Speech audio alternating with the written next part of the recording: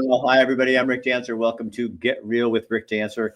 And tonight we're going to talk about one of my favorite topics, an industry that's dying. I heard on the radio today a bunch of commentators saying the legacy media is dead officially. They're so out of touch with the world and what's going on. And I'm going to have a former fellow journalist, Tom Ward. He worked in the Eugene market with me for a while. Then he went to Portland and worked. Now I'm pretty sure he looks really happy. So he's probably out of the business at this point. But we're going to talk about media, what it looks like, what it was like. Tom was in a little longer than I was. So he was there during the Trump years when Trump first came on the scene. And has some great introspection on that. So this should be a real fun conversation, you guys. And these are the conversations we need to have to really identify and talk about what's going on out there. Because if we don't talk about it, it's just going to continue to happen. And I'm not going to play that game anymore.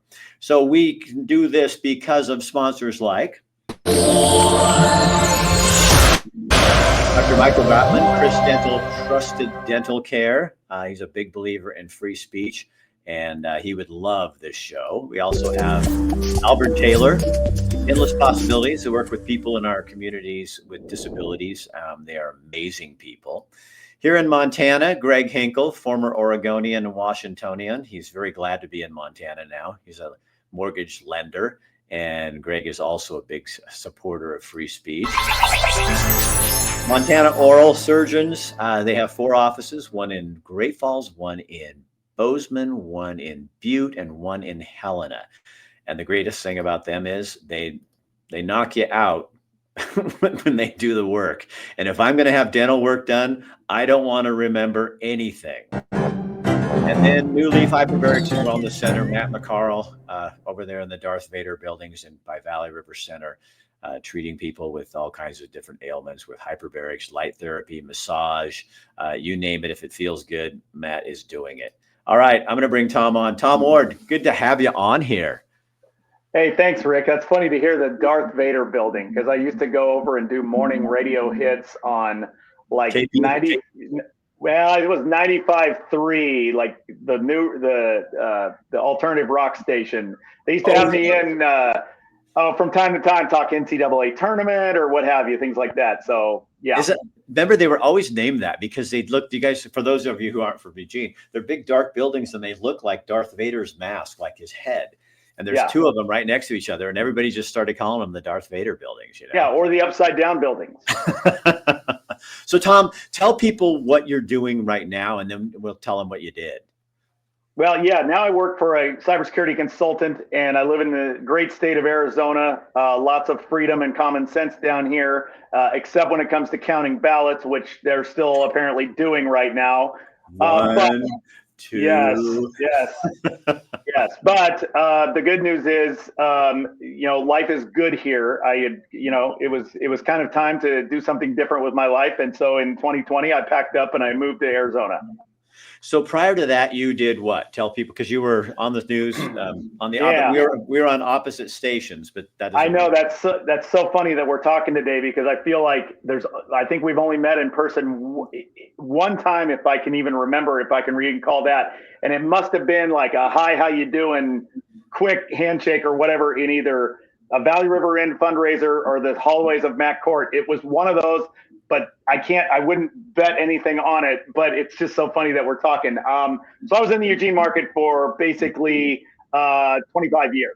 I did internships at KVAL TV up on the hill, Blanton Heights. I worked at KMTR for 2.5 years and then joined the sports team at KVAL, and I was the sports director there from 2005 to 2015. And I was there for a total of 17 years before I got out of the business. Went to Portland, changed careers, worked for another company in Portland for about 7 years.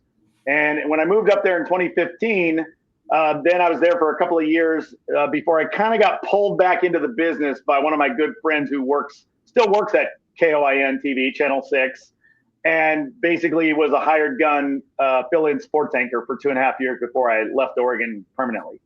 So when you see what's happening now in the media, we would have never gotten away with that. No, and it really is. It's both disappointing, but it's also bewildering sometimes. The cognitive dissonance from some of the talking heads in the mainstream media, that they're saying things where you're like, that's not even close to what the situation is. I mean, I thought journalism, when I went to, I started out at Lane and I went to U of O. Journalism was what, where, when, how. The why was like sometimes not, the why was sometimes a subjective thing, but okay, if you can tell why, that's fine too. But some of the things that go on today, it's purely propaganda, and it boggles your mind. But when you understand the reasons behind it, like the rewriting or some people call it the repeal of a provision in the Smith-Mundt Act, which allowed the U.S. government to use propaganda against its own citizens, which was done by none other than Barack Obama. When you understand those types of things, you can sort of connect the dots to understand why we're in this situation that we're in with the media these days. Well, I remember like when my news director would send me out or something, they would not let you put a story on the air if you did not have both sides.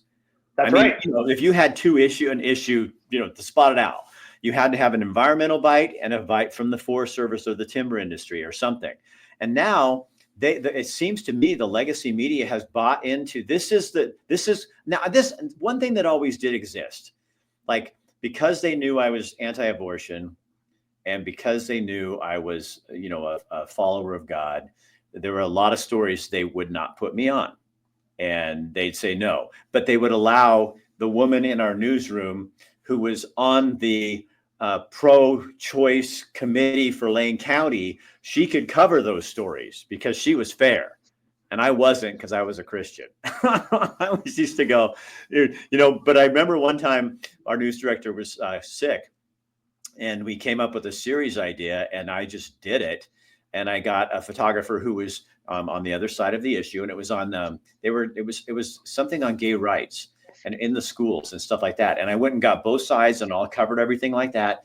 And it was something I would have never gotten to cover if it was just, if my news director would have been there at the time.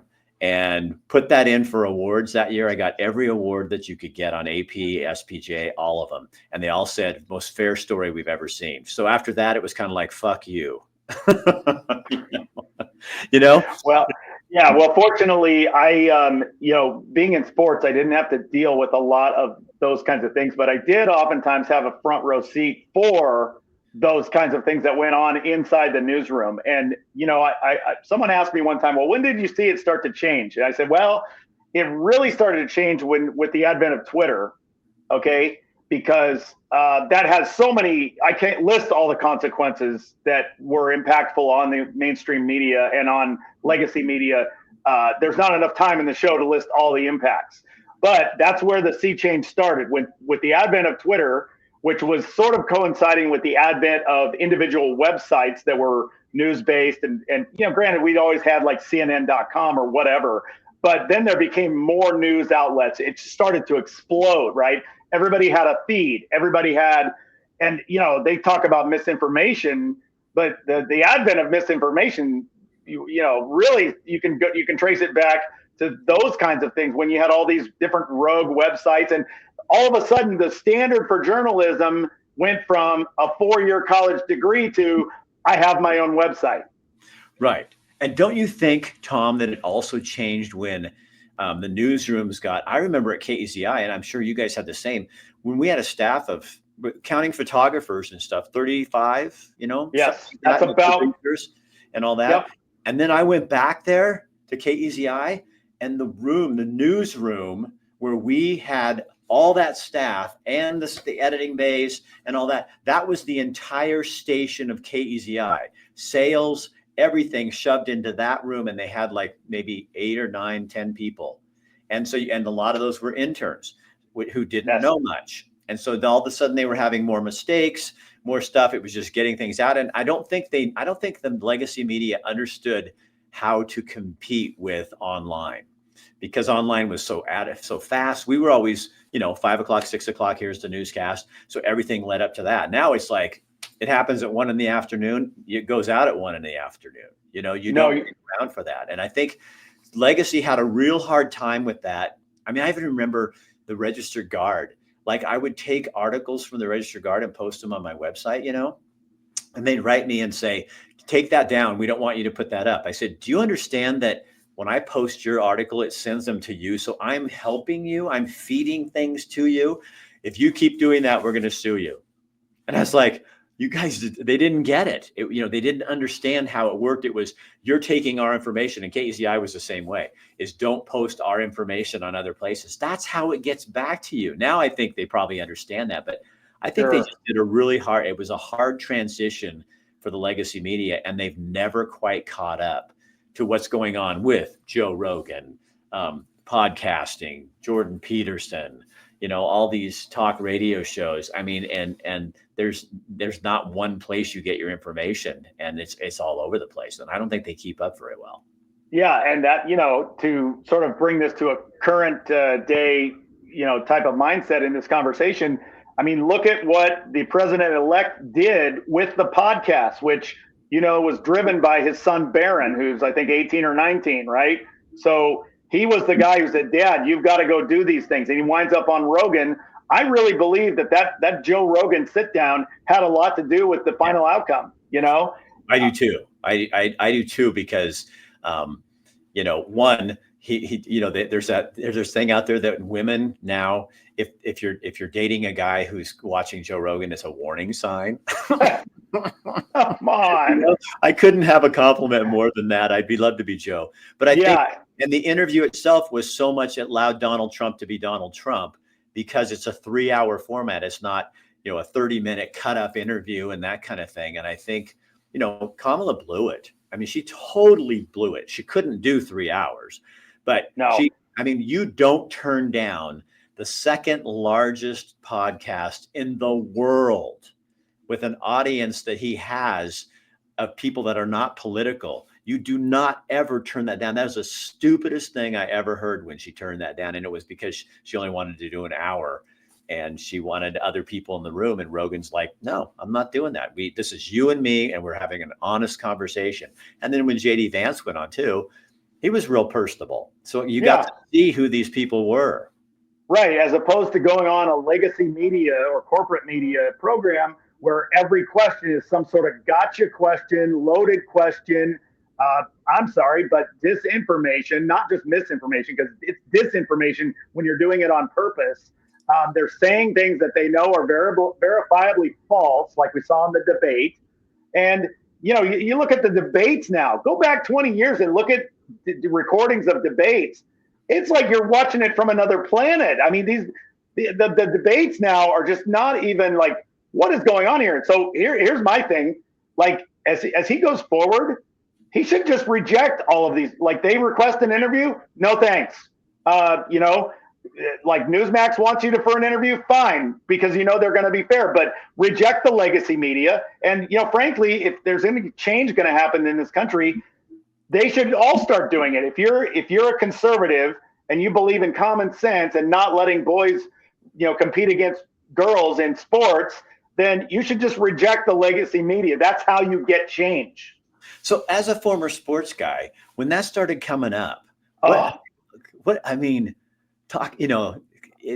was that just like the biggest, like, what the fuck?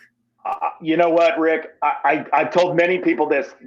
I knew when to get out of the media, because I'll tell you what, when, this guy Thomas from Penn State goes into the NCAA swimming championships, I'm just sorry to say, and I'm not really, I would not have been able to keep my mouth shut on the air about that. I just wouldn't have.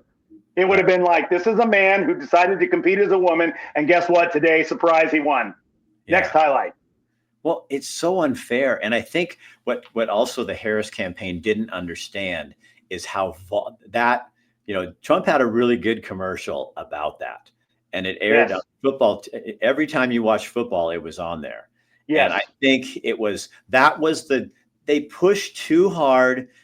I think for me, it started with, with COVID and all that, and the censorship, and I got shut down all the time on YouTube for asking any kind of questions. And I think that was when they pushed too far, too hard, too long. and the public, a number of people opened their eyes. Then when the trans stuff started coming in, it just Sure. went. It was like, you know what? You're now the party of crazies, and Yeah. and you and I both. We have a lot of Democrat friends who don't believe that. I mean, don't believe in the men should be doing Oh, that, but the nobody, like nobody, everybody's afraid. I think before Trump won this time, everybody was kind of afraid to even. I remember like a year ago, I wouldn't out loud tell people online that I would support Trump because it was volatile and you'd lose business, and I wasn't, and then when it started becoming like so obvious and I started just bringing it up, oh my God, you'd think I'd said that Jesus wasn't God's son. I mean, it was like right. these crazy people. And now today it's starting to, you're starting to see some real mental health stuff coming out of that side of the aisle with people screaming and wishing people dead. And if you voted for Trump and stuff like that, it's Yeah. unbelievable. No, it really is, and I think the your point is correct because we've seen now that the whole Trump is Hitler thing has fallen apart. It clearly backfired on the people that were saying it. It wasn't a winning strategy. They would never share any of their policy positions like what are you going to do, what are you going to do to improve this country? Well, Donald Trump this and Donald Trump that. Come on, like seriously, and we don't need to get into too much of that stuff because that wasn't our plan to talk about, but this stuff overlaps so much when you look at the media and how dishonest they've become. Right. And when you can look at it from having, like you and I have, Rick, the clarity of having been behind the scenes. I tell friends of mine all the time, look, I was in that business for Yep. basically almost 30 years. Like, I'm telling you, they make conscious decisions to do what they do on air. This isn't just some accident, Right. okay? And when you get to the corporate level of these media companies, you can go down a list of like 30 people. This politician's married to this TV executive, and this politician's married to this political activist. This reporter's married to this cabinet member. I mean, come on. It's right in front of you. That's what I don't understand about people. Why they won't ask more questions? Like when Kamala was like best friends with somebody who owned one of the agencies or something like that. And ABC. and Susie Wiles is the new. Hold on, that was weird.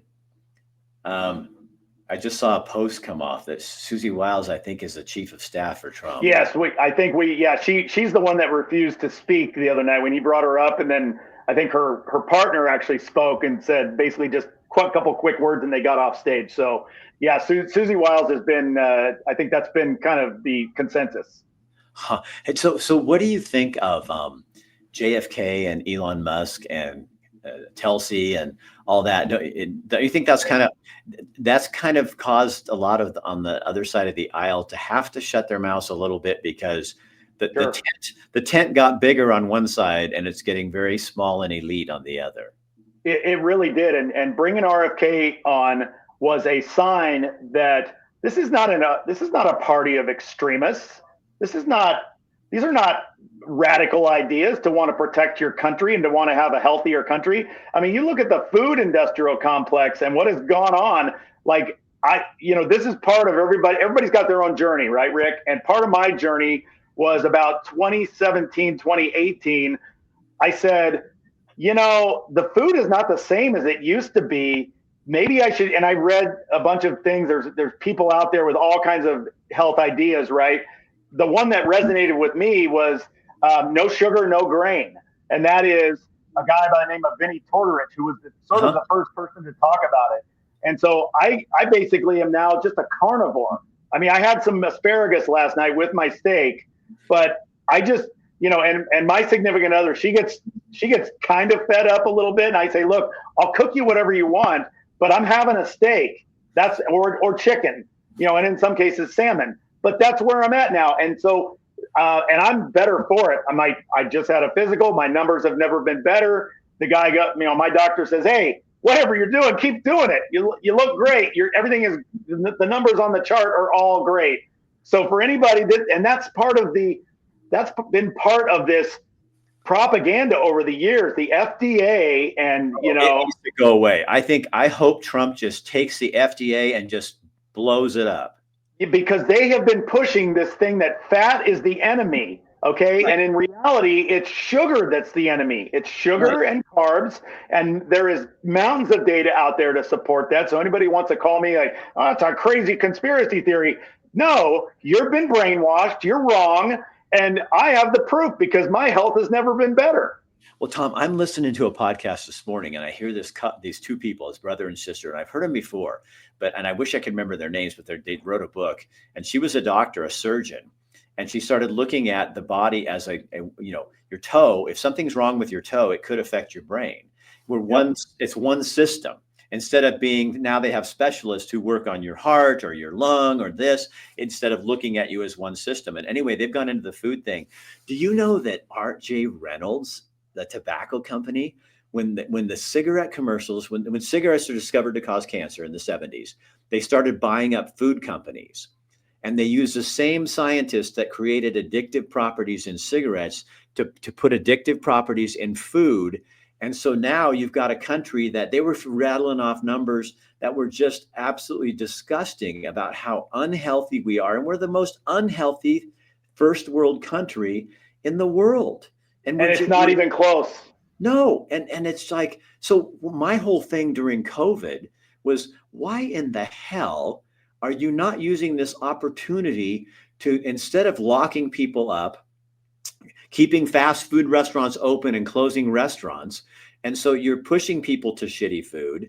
And why didn't the big Get Healthy campaign? Because the best thing people could have done for their comorbidities was to lose weight, not be pre-diabetic like everybody in the country seems to be now. And it is, I think this is, and I hope that he puts, Kennedy in charge of, the health ministry or something, whatever, and really goes in there, because, let's not only make America great again, let's make us healthy again. And to a point where, there's a new that new pill, that shot or whatever it is that people are taking to lose weight.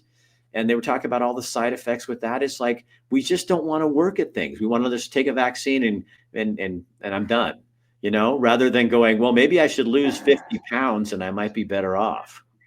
Yeah, exactly. And that, you mentioned COVID, right? And 2020 was where I had been getting increasingly frustrated with the overtaxation, the other things that go on in Oregon. And when, that governor, who I consider to be a tyrant, said, you've got to stay in your house, I just basically said, well, you can go to hell. I'm going to ride my bike outside every day. And that's exactly what I did. Yeah. Then when it was basically down to the point of, we're going to, the company I was working for at the time was going to work remotely. That's when I said, I'm going to sell my house and I'm going to move to a state that doesn't try to enact tyranny over its citizens. And I got out. Yeah, that's when Kathy, we left later. We were slower, but it wasn't time for us to go. But that's why we ended up coming to Montana, because it's the same thing here. People just, take care of yourself, deal with it. And in Oregon, it was a nanny state, and Kate Brown was just, I know this is really, really hard. And I just wanted to scream, because it's like, no, you have control of these people. You've convinced people that they're all going to die. And then when it's all over, everything was the opposite of what they said. And there's still people out there that will argue with me about that. I'm going, oh my God, it's right you can look at the facts. It's right there. And they won't look at it. And they'll do it again. And somebody says, God, you're so angry about it. I said, it's because if you do not, as a journalist, if we don't tell the story and find out what went wrong, it will come back. And that's what the powers that be want. But the people, they just want to be safe. And so we're going to scare the hell out of you. And so, yeah, like you, we just got the hell out, and it's been so much better. I mean, I miss Oregon, the people. I don't miss the politics. And, but I miss the people, but I don't miss all that bullshit. And like right now with Trump winning, I would hate to be in Oregon right now. Sure. And watching people go, oh, I see. Well, there, you voted for him. And it's like, when even during COVID, like with the mask thing, I'd have people come up in my mask. I wouldn't have a mask on. Something. You're killing people. And I'm like, who says that? Who goes up to people and, and kills people? Yeah. Or says that to somebody. And I'm like, they lost all decorum. It was just virtue signaling. And all of a sudden it was like, and this lady, one time she called me up and she says, how does it feel to know you're killing people? And so Tom, I was just being a smart ass. And I just went, I thought I'd feel worse, but that's great. That's actually a good answer. I thought so too. My other fun answer that you'll appreciate too is when people will bitch me out online or something, and I'll go, hey, you might want to go out in the front yard and look and see if you have that sign that says choose kindness, because you might want to take it down because you missed the mark today. Right. Right. Yeah. And I know you're probably familiar with this quote, but those who would give up freedom for safety deserve neither. Yeah. Right. Right. That's the essence of what COVID was. Well, and that's what they always use. What people don't understand is in any tyrannical society, you look at what they do and it's use fear. So if you got a government using fear to get your attention, could you imagine? Here's the opposite story. So COVID comes or whatever, happens. So people are getting sick. So they say, the best thing for people to do, here's the comorbidities. You should stay home. If you have these things, you should stay out of here or get people to buy you groceries or wear a mask when you go out. Everybody else, just be really careful, mind your business, get healthy, do this. You would have had so much more participation, and we're not going to hire people for not getting the vaccine. We're not going to do it. And they would have had so much more compliance. But that wasn't, which to me tells me that wasn't their motive. It wasn't their motive. And they basically, these different organizations, World Health, which is just, as evil as it gets, they have come out recently and said, well, this was an experiment in compliance. Yeah. Do you think, Tom, that the bigger, I wonder how much people are really afraid of Donald Trump, or if the bigger fear is that a bunch of people in America had their eyes opened and they will not go back in the hole. You know what I mean? They've been unplugged from the matrix, as it were, right? Yeah. And that's honestly, that's, I think, a real thing. Me too.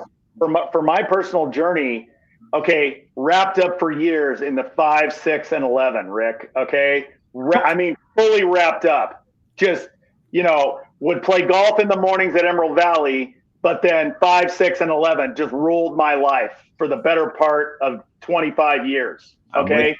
And so I was just, I guess the best way to describe it is I was just ignorant. I didn't, one way or the other. Okay. Yeah. And, I'll just go ahead and say it. I voted for Obama. I didn't, I thought, okay, let's give him a shot. Right. I was wrong. I mean, he's turned out to be one of the most divisive, if not the most divisive figures in the history of our country. Yeah. But I went along with it because, let's be tolerant or whatever. And so then 2016 rolls around. I'm now out of the media.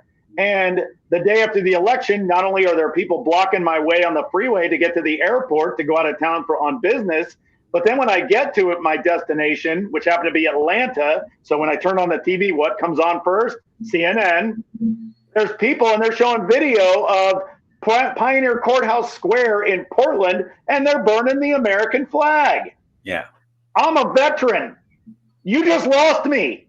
Whatever you're trying to do, you just lost me and millions others like me. So we are now not sympathetic to your cause, and now we're beginning to question everything. Right. See, and I think that's a great point, Tom. I think with COVID, with BLM riots, with January 6th, they pushed so hard with the storybook hours, with men dressed like women participating in women's sports. They push and push and push. And I think a lot of us just kind of felt like, this is weird. Why is this so important? We've got people, literally veterans on the street, homeless, dying on the streets, and yet we can put up illegal immigrants, fly them in jets up to New York City and put them in the finest hotels and give them $2,000 and they get a free pass. Why don't we do that for our veterans? And I think all that kind of stuff added up. And if they would have stopped, which I'm glad they didn't, but if they'd stopped and just pushed a little bit, but power's a hungry thing. If they just pushed a little bit, we'd probably still be all, a portion of us would still be drinking the Kool-Aid. But all of a sudden we started gagging because they were shoving down ice cubes down our throat, and we're going, this doesn't work for me. Here's the thing. If a kid came into, a minor came into a doctor and said, I want to cut off my fingers, they'd say, hey, we need to get some mental health counseling here. We're not going to do that. But if they come in and say, I'm going to cut off my genitals, all of a sudden it's okay. I mean, that's the ultimate litmus test. I mean, I dare anybody to prove that wrong. Right. Well, we just passed a law here in Montana, of all places, an abortion. We put it in the Constitution, changed the Constitution, and the abortion part.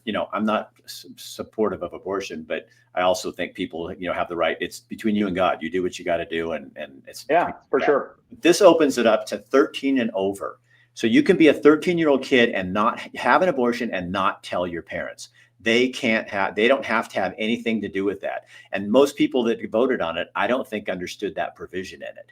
But it goes to 13 years old. So a 13-year-old kid, we won't let a 13-year-old get a tattoo, but some states are allowing them to have a mastectomy and take hormones that are going to change them forever. And I think that's where people just got like, we're done. And I think the excitement that was felt, for me, when Trump, I felt like, oh my gosh, a cleansing of sorts. We can finally, with Trump, and he's not I think people go, oh yeah, he's your savior. He's not my savior. I have one of those. But he's a leader he's inclusive, which I can say is more than the other side. And I think that he understands how this could work. And he's brought in people like RFK, and I love when Trump says, he's kind of a weird guy, but he's got some good ideas, and I think we're going to let him go, but we're not going to let him touch that liquid gold. That's right. Because he's not going to, but they're working together and they don't agree on everything. And I'm sure Tony doesn't agree with everything with him. And JD, my wife, doesn't agree with me on everything. I mean, I think this whole, we must agree. And I think we can be a United States.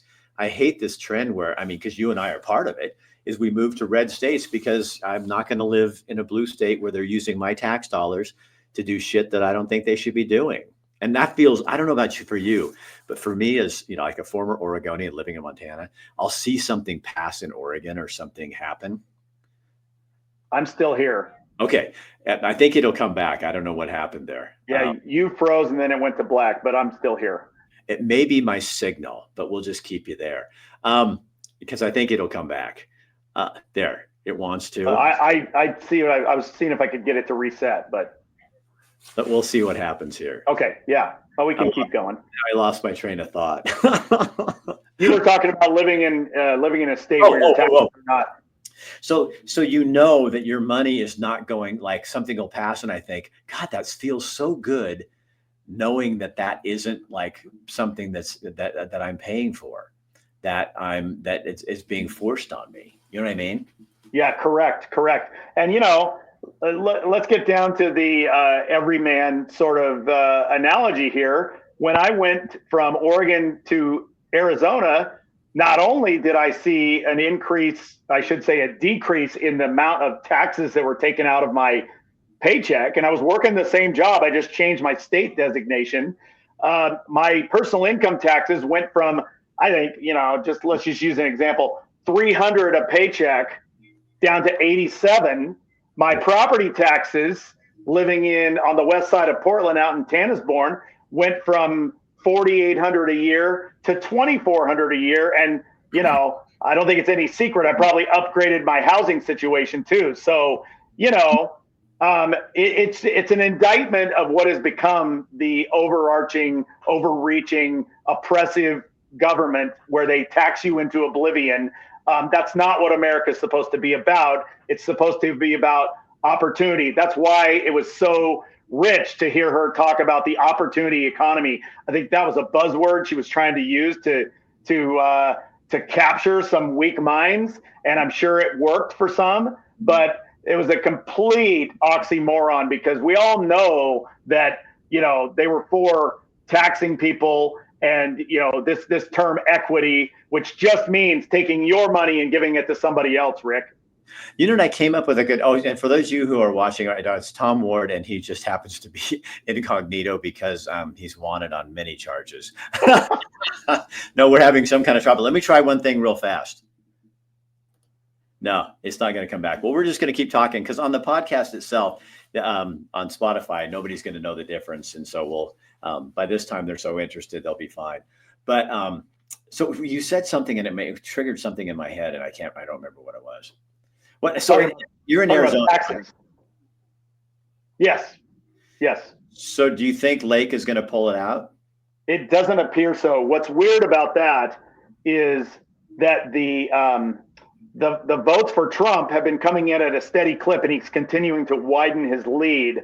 And for some reason, people, I mean, she's been basically married at the hip with him since almost day one of her career. And for those that don't know, and I'm sure you know this, Rick, she's a former TV anchor as well. So I've had conversations with her, and we've shared some of these same sort of dialogue that you and I are having. But I think there's other things in play here in Arizona that I don't want to get too deep down a rabbit hole, but she is definitely there's things that don't add up in those results. Let's just leave it at that. Well, yeah, and what's taken so long? Jeez. I mean, it's like, seriously, is it 1001, 1002? And then oh, wait, where were we? Okay, 1001, 1002. And it's like, yeah, those are great questions. I don't know that I don't have the answer, and I don't know anybody that does. I was shocked that, Pennsylvania came through for Trump. I went to bed and it wasn't there. And I just kept thinking, I don't know. But I think, dang, those Amish people, how wonderful is that? Yes, they definitely turned out because they saw the writing on the wall. They saw what was going to happen if we continued on that same path. And those people, more than anybody, value their freedom. They want to be left alone. Yeah. They don't want the government coming in and mandating things and saying, well, this is our land. You just happen to inhabit it right now. Those kinds of things. They don't want any of that. So they fully saw that. I mean, and most of them, coincidentally, right, they believe in homeschooling their kids. So and for that matter, how many of them actually have TVs? Much less watch corporate media. I mean, they just don't. So that might be the best sort of test tube experiment in this whole thing that we're talking about. Like, look at the Amish. Look how they thrived during COVID. Like they didn't get sick. They didn't have the need to go out and get vaccines or those types of things. It's really interesting when you dig down into it, and I find them to be extremely interesting as a part of our society. Yeah, and I think what's interesting that they came out and vote, because I don't know that that's something that they normally do. Is it? I don't. I've done stories on the Amish before, but I've never brought up that question. Is voting like something you participate in, or is it something you feel like that you normally don't? And I'd kind of guess that they normally don't. And that's how impressive this is because they thought we got to go against the grain here a little bit. Yeah, that seems to be a safe assumption. That's my perception of it. And obviously I've never lived in an area that had a big Amish population, but when you read some of the stories about it, you got the sense that many of these were first-time voters, that they felt that they had been backed into a corner per se, and that they just felt like they had no choice but to do their duty and get out there and vote. And we're thankful that they did. So have you noticed, Tom, that since this happened, since Trump won, that you see Republicans and people who voted for Trump much more open and loud? I mean, I think it gave people hope. I think it gave people like the craziness is going to, dwindle down. I mean, I think everybody has to know you got to keep on this. You can't just go, okay, now I go back to regular life and just let things happen. He's the leader, but the rest of us have to also lead in our communities and follow and get on school boards and, run for office and, do whatever we have to. And even like with this school board thing that in Eugene, people were going, what do we do? I said, you start calling the school board every day, all the time, and saying, this is unacceptable. What are you going to do about it? You show up at the school board meetings and say, you work for us, not the other way around. My money is what pays you to, and we elected you to do this. So, and you have to, you have to stay on it, because if you don't, it, just like anything, it's going to come back and start eating away. And yes, and you have to get to the point where you know the laws. Like you have to know this. Like over the last 4 years, we've seen plenty of examples, whether it's Loudoun County or Fairfax County, Virginia, or those other places where people knew the laws. They went and they showed up en masse at school board meetings, and they said basically, "There's the bylaw on this. If we have enough people here and we vote to replace you, we can do it on the spot." And guess what? They did. Right. Okay. So those are the types of things, because there's a podcaster that you may know, Dan Bongino. He always talks about things begin at the local level. He goes, you're not going to change anything in the DC swamp. You leave that for people like Trump, et cetera. Go to your school board meeting, go to your city council, go to your county commissioners and make change happen there, and watch when enough people do that, watch what happens. Watch it bubble to the surface, and you're going to be thrilled with the results. And I think people need to also remember that when the pressure comes on, that usually means you're hitting a nerve. And so you don't let Absolutely. You keep pushing. Absolutely. That's like any sport, when the other side starts, pushing in, you don't just go back, oh, okay, let's be nice. I mean, you push back and you say, I had a friend who said, why are you posting this stuff about, like the guy that's screaming about at the U of O? And I said, because people need to see this. They need to understand what people are doing out there. And people like that need to be stopped, because that's inappropriate to call for the people to die. I mean, that's just inappropriate. And there should be a consequence. If this girl's losing her job at a shop in Newburgh, Oregon, because she posts a picture of Donald Trump, and some guy can get on there and tell people to go kill themselves and not lose his job, we got a problem. Yeah, that's right. And, I'm going to go back to something you said a couple of minutes ago. I think it was part of your last comments, questions, et cetera. And that was, I have many friends that have said to me in recent weeks, I just don't care anymore what anyone says about me. Right. I'm just going to say it. I have household conversations where I say, look, I was silent, polite, under the guise of, you can't see me, but I'm using the Dr. Evil air quotes here, tolerance, right? Tolerance for most of my adult life. And look where it got us. I'm done with those things. I'm going to speak my mind. I am protected by the First Amendment. It's backed up by the Second Amendment, which I should add. One of my favorite quotes I heard recently is, the Second Amendment is the bodyguard for the Bill of Rights. Right. So I have the First Amendment right to speak my mind. I don't believe that anything I say can be construed as offensive, because I deal in facts. Okay. So I've never been afraid of being quote unquote canceled. I understand how it can happen, and I certainly understand, but I also believe in privacy too, Rick. So, my social media, I don't have a lot of social media. What I do have is very small, very quiet. And just that's because that's the way I like it, right? I was in the public eye for so many years, being front and center like yourself. When I moved to Portland, I was glad to be anonymous. Like nobody up there really knew who I was, and that was beautiful. Yeah, it is that's the nice thing about moving to Montana, except I still have this in Oregon, where of course, building an audience here. I get people walking up to me, are you the guy on that podcast thing? And I'm like, oh shit. But I learned it during the campaign when I ran for Secretary of State in 2008. It took a big chunk of my ego and just smashed it. Because what I learned from that, the best thing I learned, is that because you're on the news every night doesn't mean shit. It didn't mean shit to the people I was, that I was going after to try to get money from. You were just another guy who worked on the news. They didn't care. And we get a false sense, like you and I'm sure, and other people, you walk around town and oh, hi, Rick.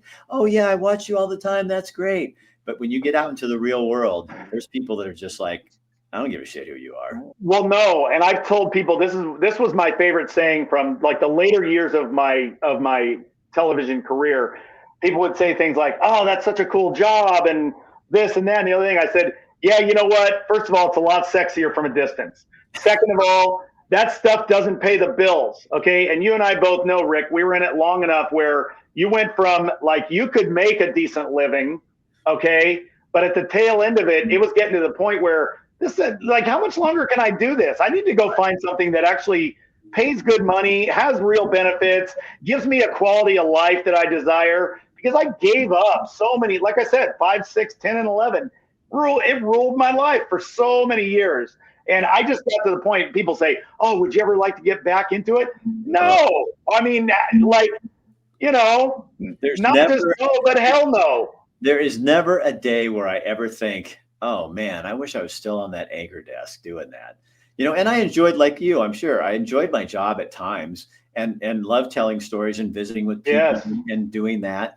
But to go back to that, it seems like playland, and especially the way it is now, I would never survive. I'd be in there going to whoever my news director was. I'm not saying that, and they'd fire me, because I couldn't do it anymore. That's to my point earlier about the swimmer. I would have been, I would have been in real trouble. It just because I wouldn't have been able to. I would have just called it like it was, right? The factual information. Here's what happened. This is who this person is. Here's what he did, and yeah, he won. Big deal. Move on. So yeah, plus, it's a great job when you're in your 20s and 30s, and even maybe like early 40s. But man, when I was getting into my early 40s, I just thought, I don't know how much longer I can do this. And I started looking I wanted to leave the business on my own terms, right? And I was able to do that, which, as you're aware, we have a lot of former coworkers who were not able to do that. They come off the set and someone comes out and says, hey, why don't you step in the office here? We just need to have a quick conversation with you. And they say, hey, guess what? That was your last show. Wow. Yeah. So I fortunately didn't have that happen. I have nothing but great things to say about my former employers, specifically the people on the ground there. Still great people there. Some of them are still there. I shouldn't say all. Of course, we lost a dear friend of mine to David Walker. Lost him 3 years ago now, first of October, 2nd of October of 21. And that still breaks my heart. But a lot of good people, and the good ones I keep in touch with too, and a lot of them, yeah. So, well, David Walker was the first in Coos Bay is where I started. Yeah. And he was the main anchor he was the guy that came in. He was their stability. And then all these young people would come in and go, we stay 2 years and leave. But that's the first person I anchored with. It was David and me anchoring the news. And he taught me a lot. He was a good guy. Okay. So there's our 6 degrees of David Walker then, because that, you and I, that's our 6 degrees of separation. It's the 6 degrees of Kevin Bacon. That's the 6 degrees of David Walker, because if you go far enough back, somebody knows David Walker. You know what I mean? Oh, yeah. Yeah, because he was there, like you said, he was the stability, and it was just a constant stream of different, people straight out of college, et cetera. Then years later, when the newsrooms, like you were talking about the evolution of the newsroom and how there used to be 35, 40 people in a newsroom, and then now there's down to 10 or 12 or 15 if you're lucky. At the end of his time with us, he was basically doing the same thing. He was taking people right out of college and he was teaching them, oh, no, you can't do it that way. You've got to write it like this and you've got to structure it like this. And here's what you do. So he had come full circle also. I'm David Walker. He always had that. He couldn't lose the radio voice. He's got that he had that baritone that was just, it was so baked in. Even when I ran for office, David was so fair to me. You know what I mean? Because then all of a sudden we're on opposite sides of the fence here. I'm being interviewed and he's the interviewee, and it was like, it was so weird. And and there were people who weren't, but he was one of the ones who was like, really, he'd sit down and goes, how you doing, Rick? And I said, oh, this is a really hard thing to do. Eye-opening experience, I'm sure. Yeah, but, God, I could write a book on that. Yeah, and people have said to me, like, you should write a book about your time in television. And, if I really cared enough, I probably would have, but I just didn't care enough about that. But to go back to your point about, sorry, go ahead. I'll let you. I really do want to write a book, but it would be not about the TV, like, oh, here's what it's like to be on TV, but just about life like that. But you know what I want to call it? And Tom, you can't steal this from me or I'll find you. I want to call it Anchors Away. Oh yeah, that's a good, yep. Because then it's like, and how my whole life I was anchored to that desk, And my whole life has been about how to cut the cord to get rid of the anchor so that I can flow freely, so that I be who I am and not be that television news anchor. And that's a great analogy for sure. I probably wouldn't steal that anyway, because like my day to day was less structured than yours. I mean, it was very seat of the pants sometimes, and I do have a lot of stories related to different trips and experiences, and being on the brink of disaster 99% of the time when you're out there and you're trying to do a live show from some remote location and you're relying on other people to do their jobs. So those things just, and those were that was a constant steady stream of that. I'm sure it's gotten way easier these days because of the advent of like live view and different things like that they use now to go live rather than satellite trucks. Also, my last few years in there, you were able to transfer your video back by using computers, and you didn't have to run to the truck and make a deadline to feed 5 minutes of video in real time. And if you didn't get it done, you were screwed. I mean, that kind of thing. So there's so many things that are different now. But I wanted to go back to one last thing with David, and that was that he was from the John Doyle School of Journalism. And for those that have been around Eugene and have been, around for a while, they remember John Doyle. And John Doyle was the consummate fair-minded journalist. And John Doyle, I had the privilege of working with John Doyle for about the first 5 years that I was at KVAL before he finally retired. And it's just so impressive to work with a guy like that and to see how he is. And it just, his legacy on that station can't be measured.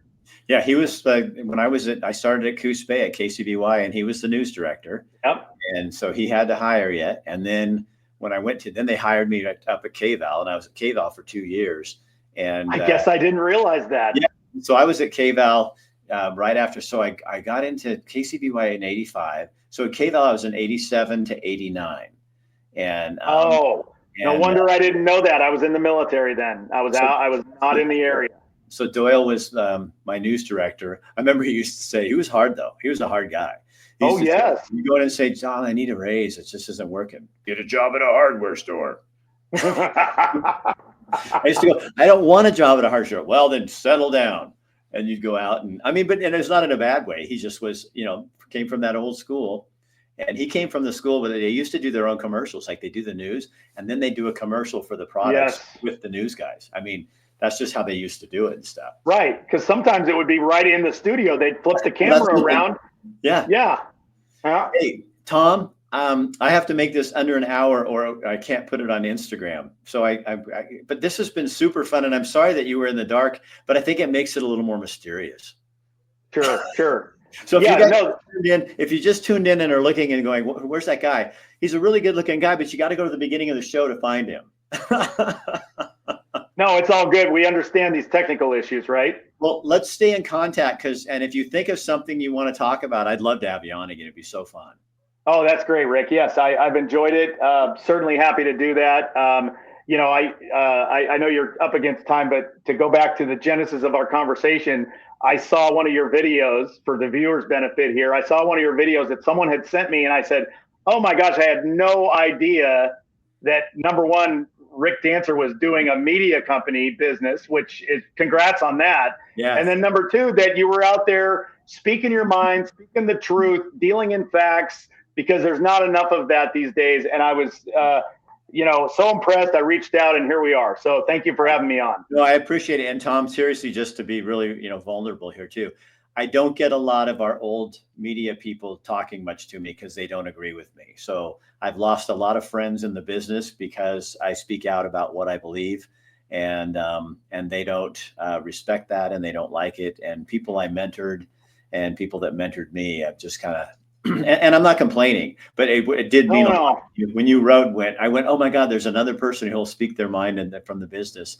And so I'm honored to have you on here. And it did make my day. It was nice because I don't get that very much from the media people. So. Well, thanks for saying that, because I just felt like I just felt compelled to write. So that was it. Well, let's stay in contact then. I love this. Yeah, absolutely, Rick. Thank you again. And stay warm up there. I'm sorry it was 70 here today. I saw it was 22 where you live. Yeah, shut up. Well, you better have a spare room because if we keep doing this, I'm coming down there. And I tell people, come down. The pool's always open. Of course, right now you wouldn't like it, but in the summertime, the pool's always open. all right, Tom, we'll see you later. Thank you. Thanks, Rick.